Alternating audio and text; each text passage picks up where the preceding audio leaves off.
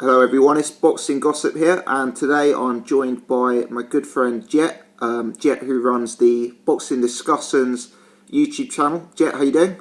Yeah, I'm alright, mate. You? Yeah, very good, thanks, very good. Lots to talk about after this week's weekend action. I guess Chris Eubank stole the show, but first things first, we're going to start with the Sky card where there was a world title. Which fights stood out, caught your eye on that card, Jet? I'd say the undercard fight.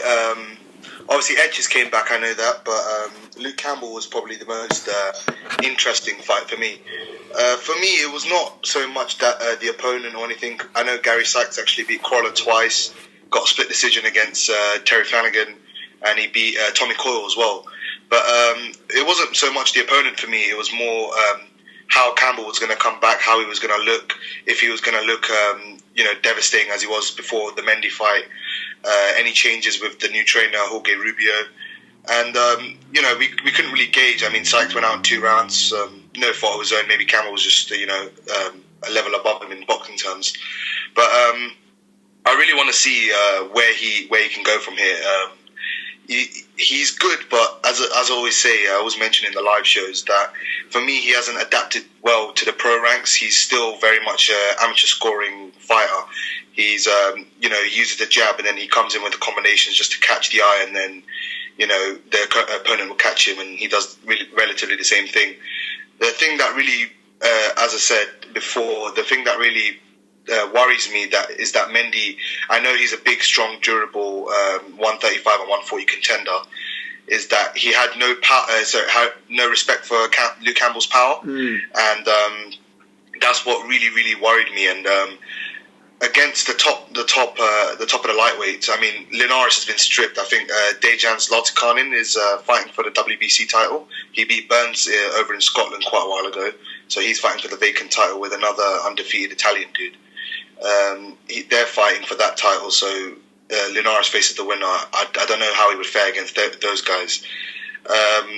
Bartholomew, everyone's saying he's going to clean up lightweight, but I'm not. I've watched bits and pieces of him, as I've said before, but I don't know how he would fare against him. And Bartholomew is quite rangy, and he's a Cuban southpaw, I think it is. So he's relatively solid there. Terry Flanagan as well, solid operator, WBO titleist, and Andy Crawler, I think he could well lose his WBA title against Ismael Barroso. So I don't really know where Campbell goes for me. He's talking about Cardle next, but it's tough. It's really tough. Where do you think he goes from here? Yeah, I think if Cardle beats Dodd, that is a fight that kind of makes sense. Luke Campbell is a fighter who I really, really rate, actually. I think he's pretty good. I think with Kevin Mitchell departing the scene, I actually think that Luke Campbell could still be in a position to be Britain's premier lightweight in 18 months' time. I think he's, on his day, he's a very, very, very good fighter. I mean, I've said this a few times before, so sorry if I'm boring people, but that Mendy fight, I just don't think he was himself due to weight issues. I think he could be a different fighter if he, didn't have distractions outside of the ring. Obviously, we know there's family issues there with his father's ill health at present. So, yeah, I rate Luke Campbell, and I'd like to see him in big fights. I mean, Gary Sykes, likeable competitor, but too small. Got absolutely schooled by Liam Walsh when they fought recently. And it was always going to be a tough ask for him against Luke Campbell. We've already seen Luke Campbell deal with the Tommy Coyles and that level of fighter, and I just think he's going to have a level above, like, the Sykeses and the Coyles and the Cardles and those sort of guys right now. Yeah, I agree. I still think he needs a lot of time to gel with his new trainer as well, and get accustomed. He has said he's been with Rubio on and off for about 12, 18 months, so here and there. But I mean, we need to wait and see. The thing is, he's got such a decorated amateur pedigree. I don't think he actually needs to go for the British title, but I don't know, maybe that's just me being a bit harsh on him. He's got the skills, but he should just work on technically refining to the pro game, and getting in there with people like the Mendys of this world, and maybe the Hank Lundys and those sort of people that are there or thereabouts. They're like the fringe world level contenders, that they're durable, and they're going to give you rounds, and they're going to give you a tough night either way. Do you know what I mean? Absolutely. But it's hard to see where he goes. I do hope he keeps progressing and doesn't stagnate. After the Coyle fight, I don't think he had a fight until the Mendy fight, which was actually in December. It was a good layoff, but then he has about 6 months out, something like that. So 5 to 6 months is not ideal, but maybe of the family issues and that sort of stuff, I can understand that. That's a totally fair point. Main event, I mean, Kell Brook, Kevin Bizier. What did you make of it? I saw your videos, but anything else you would like to add? And potential opponents as well. Yeah, I thought Kell Brook looked superb in there. I really did. In terms of potential opponents, when we were speaking offline, you mentioned Jesse Vargas, right?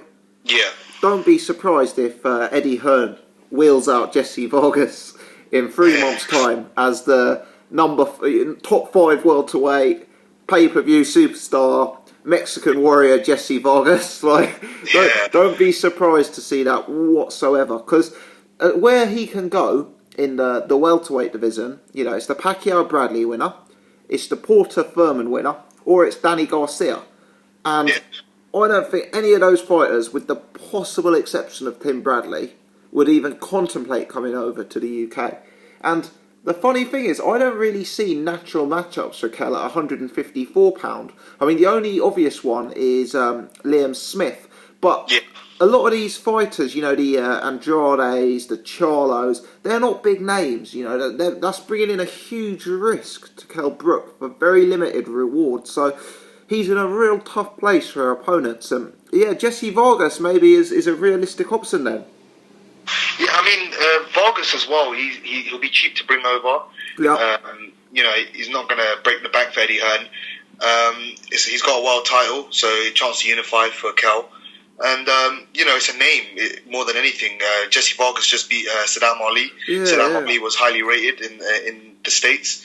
So, I mean, it's a good name for Kell Brook. Don't get me wrong, I don't want to see him face Jesse Vargas firstly and foremost. I'd love for him to face Tim Bradley first, and then possibly Danny Garcia, and then Thurman in that order, possibly. Yeah. But I just don't see it. I mean, Al Heyman works with Eddie Hearn, and they work quite closely. I do know that, but I don't think Al's going to actually send over his premier fighters to come over here for whatever sort of money. And I know Danny Garcia last time actually said, I'd come over to the UK, but the tax bracket's too high. So, I mean, you win. You're going to win some Brook, but you're going to lose a lot with Brook as well. 154, as you said, Charlo's aren't a big name. Even the Liam Smith, it's a natural fight, but he's on Box Nation and Kell's on Sky Sports and with Eddie Hearn. I don't think they're going to do business regardless of, how big a name that Eddie Hearn actually thinks Brook is, which he's not. So, I mean, for me, it's a tough ask where Kell actually goes. He's still talking about Amir Khan, which is completely pointless, and he's deluded if he actually thinks he's going to get that fight next. Amir Khan, I don't actually think is going to step in straight after a potential Canelo loss. And, as you said, Thurman Porter, that's been rescheduled to June 25th, if I'm correct. Yeah. So they want Kell to fight in July. That's not going to happen. Danny Garcia, Eddie Hearn actually said that he thinks he's waiting out for the Mayweather fight. Tim Bradley, Pacquiao, that might be a war. So, I don't know how fit they'll be for July. And, it's a tough ask. I mean, it's hard to gauge where he's going to go. Do you know what? The more we talk about it, the more I'm convinced it's going to be Vargas. Because when I was mentioning Vargas earlier on, I had actually completely forgotten that Vargas was a world champion. Because Vargas versus Saddam Ali was such a weak world title fight, it kind of flew under the radar. I mean, I wouldn't have considered either of those guys to be top 10 in their division. So I didn't notice that as a world title fight. But you're right. And the fact that Eddie Hearn can sell that as a unification fight, the fact that he can build it, and the fact that Kell would then be in a position of holding 2 belts, I think that makes that fight a very, very realistic possibility, actually. You're right. I mean, Frank Warren and Eddie Hearn do work together sometimes. We saw that with Eggington Skeet, but not on the level. Not on this level. Yeah. We're talking like marquee names. For Kell Brook to go over to Box Mason, if he got knocked out, I mean, I can't see it. I mean, now we're talking about it, the Vargas fight. I do think that's realistic. Yeah. But even then, after the Vargas fight, where does he go from there? That's the the biggest question out of all of it. Fair enough, he faces Vargas, probably beats him. Well, I'll actually give Jesse Vargas some credit. I don't think he's that good. He's won some dubious decisions down the years, kept his unbeaten record. Then he lost to Bradley. He came back in this fight. He looked really, really solid. Second round onwards, he was catching Ali clean, hurting him. He looked like, he was coming in at different angles. I don't know if you remember, if you've ever seen it. Danny Jacobs, his first loss against Dimitri Pirog? Yeah. Yeah, and the knockout, how Pirog came from orthodox to southpaw to orthodox and came catching with the overhand right. That's how Jesse Vargas was coming in, and he was very, very awkward that night. As I said, don't get me wrong. I don't want to see Kell Brook versus Jesse Vargas on pay-per-view, similar to Kell Brook and Frankie Gavin. But, Eddie Hearn is going to say, yeah, look, it's a world title unification fight. It's one of the biggest fights out there for Kell. And he's going to justify it via pay-per-view. It's similar to the Tony Bellew situation against Makubu for the WBC Cruiserweight title, that he'd have to put on a big card just to justify that being pay-per-view after Bellew's last pay-per-view, which was a flop against Cleverly. So for me it's a difficult sell. Straight after the fight, it's who's Kell Brook going to face next? Is it a big name? Is he going to go in for another unification, or is he going to defend both the titles? Is he going to drop one? Is he going to move up? There's going to be so many questions that people are actually going to question his move to unify, if you don't understand what I mean. It's going to be so difficult that there's always going to be, the logical next step is keep on the same level, but with his injury problems and the stabbing and whatnot, and his Kell Brook, Eddie Hearn not pushing Brook and getting the big fights for him, it's going to be very, very hard. I don't know if that's something you share or not, but yeah, it's real hard at the minute. I mean, all of the big names are over there in the States, and it's real hard because Eddie Hearn's desperate to build him in the UK, but I just don't see the marquee names coming over for him.